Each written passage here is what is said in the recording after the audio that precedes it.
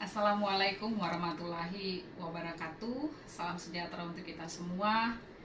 Selamat pagi pada yang terhormat Dewan Penguji Universitas Persada Indonesia YAI Jakarta.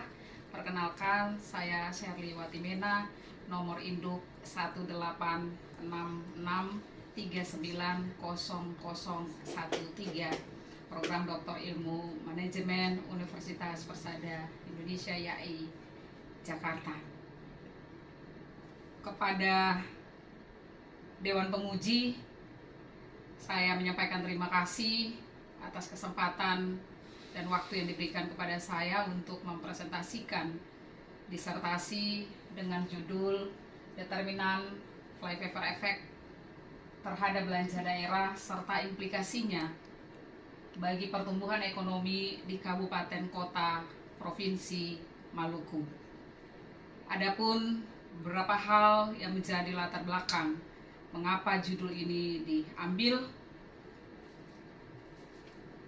bahwa Undang-Undang Nomor 32 Tahun 2004 tentang pemerintah daerah, bahwa undang-undang ini menjelaskan tentang desentralisasi fiskal agar daerah dapat mengurus sendiri urusan pemerintah dan mempercepat terwujudnya kesejahteraan masyarakat melalui peningkatan pelayanan, pemberdayaan, dan peran serta masyarakat. Hal ini juga didukung dengan dikeluarkannya Undang-Undang Nomor 33 Tahun 2004 tentang perimbangan keuangan antar pusat dan daerah. Kewenangan yang diberikan oleh pemerintah pusat kepada pemerintah daerah dengan sistem yang dikenal dengan sebutan otonomi daerah. Pelaksanaan otonomi daerah akan membawa suatu konsekuensi logis bahwa setiap daerah harus berkemampuan untuk memberdayakan dirinya sendiri, baik dalam kepentingan ekonomi, pembinaan sosial, kemasyarakatan, dan pemenuhan kebutuhan untuk membangun daerahnya, serta dapat melaksanakan peningkatan pelayanan kepada masyarakat. Hal ini berkelanjutan dengan pesatnya pembangunan daerah yang membutuhkan alokasi dana pembangunan yang besar, sehingga menyebabkan belanja pemerintah daerah juga semakin meningkat. Besarnya belanja daerah ditentukan oleh besarnya pendapatan daerah, dan untuk menunjang pertumbuhan belanja daerah perlu ada peningkatan berdasarkan penggunaan anggaran itu sendiri. Oleh karena itu, PDRB atas dasar harga konstan dijadikan sebagai acuan dalam mengkalkulasi angka pertumbuhan ekonomi suatu daerah. Pemerintah daerah memacu angka pertumbuhan ekonomi dengan memaksimalkan pemberdayaan segenap sumber daya potensial yang ada, serta membuka peluang kerja sama pada masyarakat guna memperluas kesempatan kerja.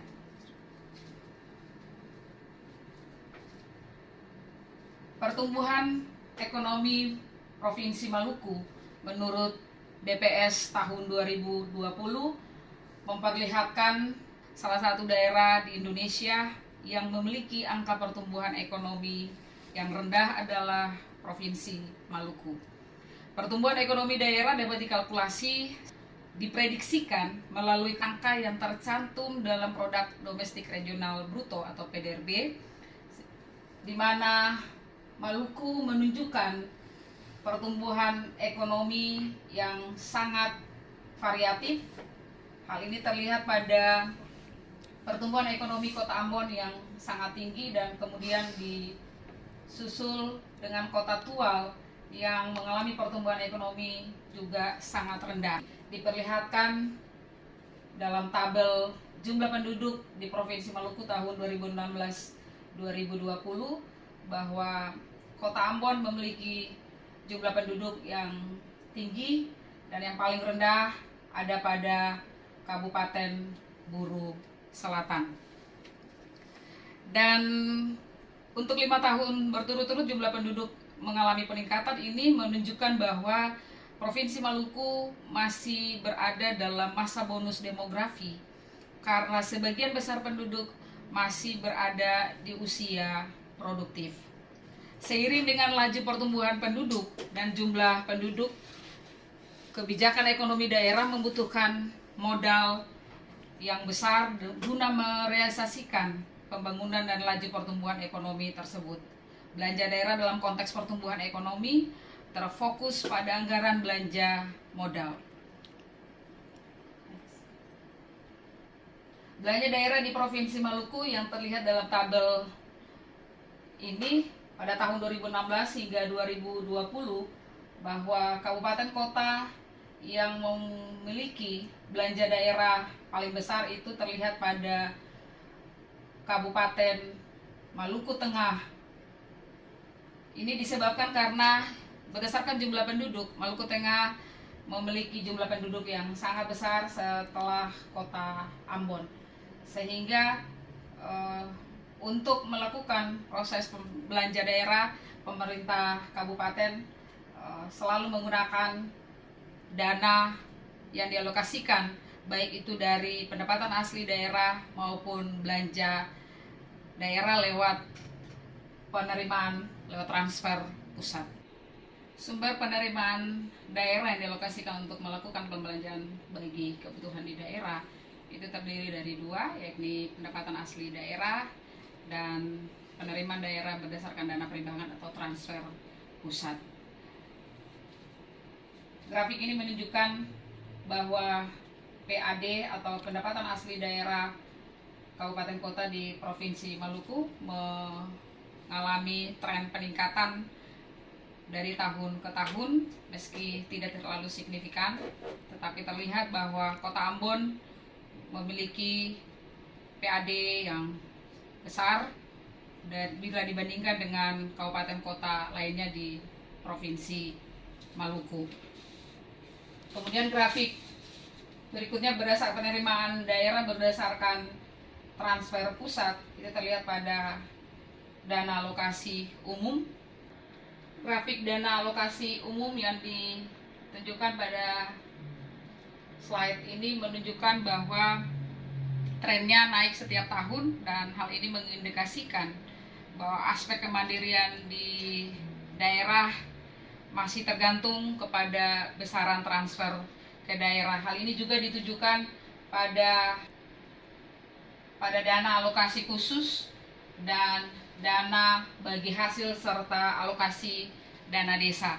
Nah, semua ini masih menunjukkan bahwa trennya berfluktuasi, dan ini mengindikasikan bahwa aspek kemandirian di daerah masih tergantung kepada transfer pusat.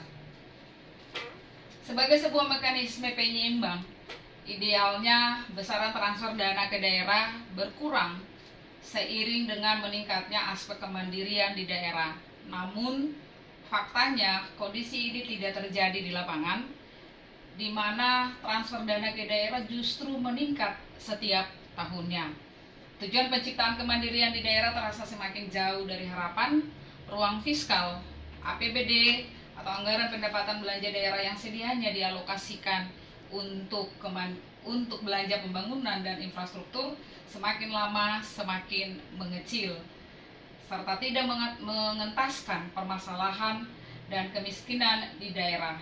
Sebetulnya daerah masih memiliki sumber pendanaan asli daerah yang berasal dari pajak dan retribusi daerah, BUMD, dan berbagai PAD lainnya.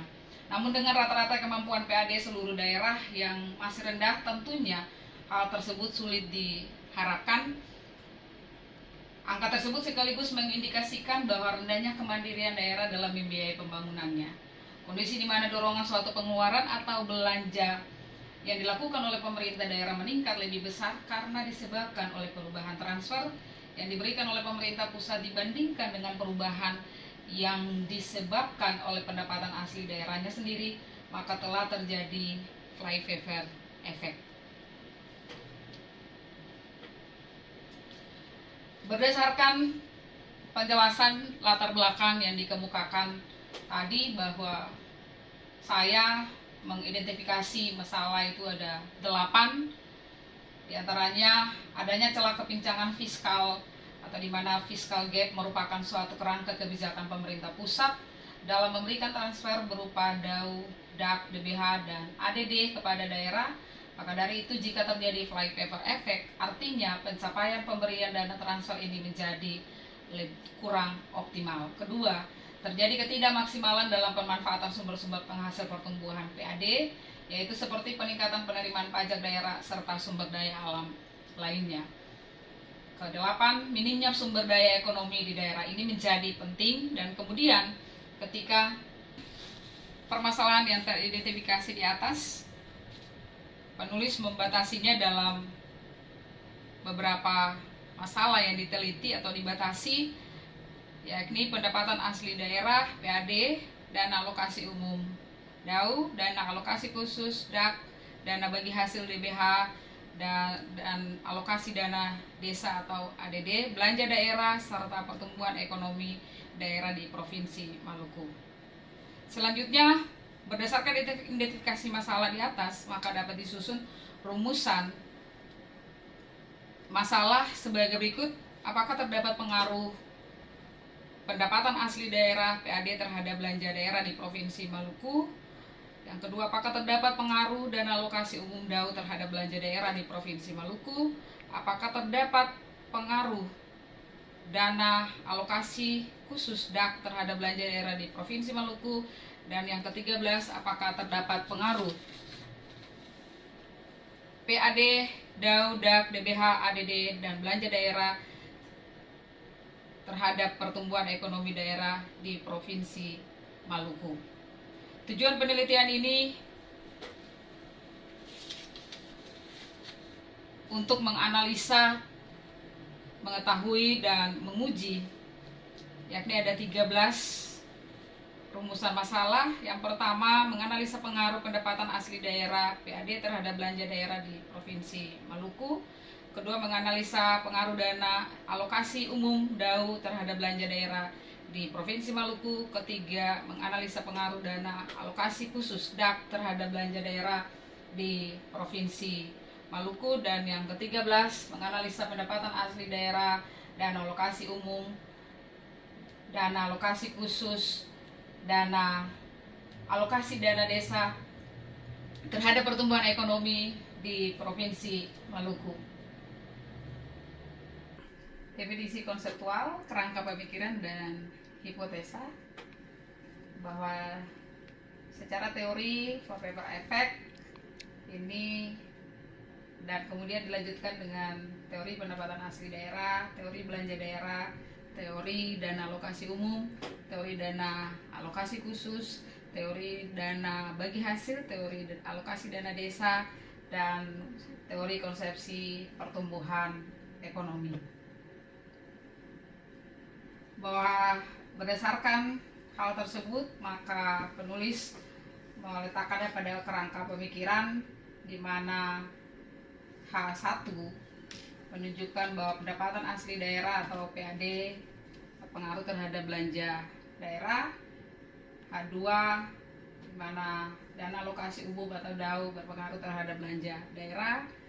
H3 menunjukkan bahwa dana alokasi khusus berpengaruh terhadap belanja daerah. Dan selanjutnya H13 menunjukkan bahwa PAD, DAU, DAK, DBH, dan ADD beserta belanja daerah secara bersama-sama berpengaruh terhadap pertumbuhan ekonomi. Terhadap kerangka penelitian tersebut, maka hipotesa yang ditarik dari penelitian ini yakni bahwa hipotesa pendapatan asli daerah PAD berpengaruh terhadap belanja daerah di Provinsi Maluku. Hipotesa 2 menunjukkan bahwa dana alokasi umum atau DAU berpengaruh terhadap belanja daerah di Provinsi Maluku.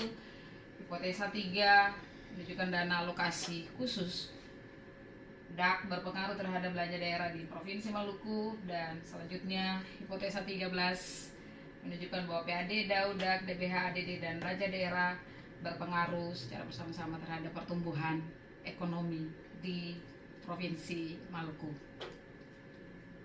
Metode penelitian observasi operasional variabel dan teknis analisis data.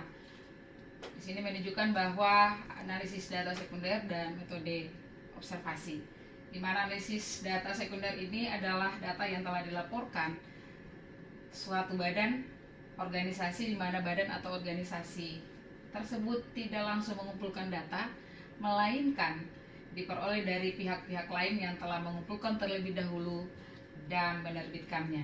Sementara metode observasi yang dilakukan adalah penelitian yang melakukan pengamatan terhadap objek penelitian di daerah penelitian tersebut dan menggunakan kuesioner sebagai alat. Dalam penelitian ini, data yang digunakan oleh peneliti atau penulis adalah dari Badan Pusat Statistik Provinsi Maluku, Badan Pusat Statistik Nasional, SKPD Kota dan Kabupaten di Provinsi Maluku, serta Direktorat Jenderal Perimbangan Keuangan Kementerian Keuangan Republik Indonesia. Selanjutnya, operasional variabel dalam penelitian ini terdapat 7 variabel, yakni variabel pendapatan asli daerah X1 dengan simbol PAD dan pengukurannya adalah penjumlahan. Operasional variabel 2 atau dana alokasi umum X2 dengan simbol DAU dan pengukurannya adalah penjumlahan. Variabel dana alokasi khusus X3 dengan simbol DAK dan pengukurannya adalah penjumlahan. Variabel dana bagi hasil X4 dengan simbol DBH dan pengukurannya adalah penjumlahan. Variabel alokasi dana desa X5 dengan simbol ADD dan pengukurannya adalah penjumlahan. Dan kelima, variabel ini merupakan variabel bebas. Dan kemudian variabel belanja daerah yaitu Y1 di mana simbolnya adalah BD dan kemudian pengukurannya adalah penjumlahan. Selanjutnya variabel ketujuh yaitu pertumbuhan ekonomi yaitu Y2 yang simbolnya adalah PE dan pengukurannya adalah skala rasio. Selanjutnya, rancangan analisis dan hipotesis dari penelitian ini bahwa untuk mengetahui apakah terjadi flyover effect atau tidak di suatu daerah, maka dapat dilakukan dengan 2 cara. Yang pertama dengan melihat pengaruh dari PAD, di mana jika PAD tidak memiliki pengaruh yang signifikan terhadap belanja daerah, maka dikatakan telah terjadi flyover effect. Yang kedua, melihat nilai koefisien dari variabel independen yaitu PAD, DAU, DAK, DBH, dan ADD, dan jika nilai koefisien dimiliki oleh DAU, DAK, DBH, dan ADD maka dapat dikatakan tidak terjadi flyover effect. Begitu sebaliknya. Selanjutnya, metode analisis yang digunakan dalam penelitian ini adalah analisis kuantitatif dengan tahapan analisisnya terdiri dari estimasi model regresi dengan menggunakan data panel, uji asumsi klasik, uji analisis regresi, dan analisis ekonomi. Sementara kriteria uji dari penelitian ini terdiri dari 3. Yang pertama adalah show test. Apabila probabilitas signifikan, maka yang dipilih adalah fixed effect, dan sebaliknya apabila tidak signifikan, maka model yang dipilih adalah common effect. Yang kedua, Hausman test. Apabila probabilitas signifikan, maka yang dipilih adalah fixed effect. Sebaliknya apabila probabilitas tidak signifikan, maka yang dipilih adalah random effect. Yang ketiga, long range multiplier atau LM test. Apabila probabilitas signifikan, maka yang dipilih random effect. Sebaliknya apabila probabilitas tidak signifikan, maka yang dipilih adalah common effect. Hal ini juga terlihat dari pada gambar yang sudah kami sampaikan dalam slide ini. Untuk model estimasi residualnya mempunyai 3 kemungkinan. Yang pertama residual time series, yang kedua cross section, dan yang ketiga gabungan dari keduanya. Sementara determinan regresi data panel yang menunjukkan di variabel terikat ini ada pada determinan belanja daerah dan implikasi pertumbuhan ekonomi daerah. Dari uji kriteria tadi terlihat juga uji hipotesis, di mana uji sertifikasi parsial atau uji T Ini digunakan untuk menguji pengaruh variabel independen secara parsial terhadap variabel dependen, di mana kriteria uji T ini sebagai berikut: jika probabilitasnya lebih besar maka HO-nya diterima, dan jika probabilitasnya lebih kecil maka HO-nya ditolak. Selanjutnya bahwa ada uji signifikansi simultan atau uji F, di mana uji F digunakan untuk menguji pengaruh variabel independen secara bersama-sama atau simultan terhadap variabel dependen, dan kriteria uji F ini jika probabilitasnya lebih besar maka HO-nya diterima, dan jika probabilitas lebih kecil maka HO-nya ditolak. Lokasi penelitian yang dilakukan pada penelitian ini ada pada 11 kota kabupaten di Provinsi Maluku dengan menggunakan data sekunder yaitu tahun 2016 hingga 2020 sebanyak 5 tahun dan layak untuk dianalisis. Demikian presentasi kami di kesempatan saat ini. Wassalamualaikum warahmatullahi wabarakatuh dan salam sejahtera untuk kita semua.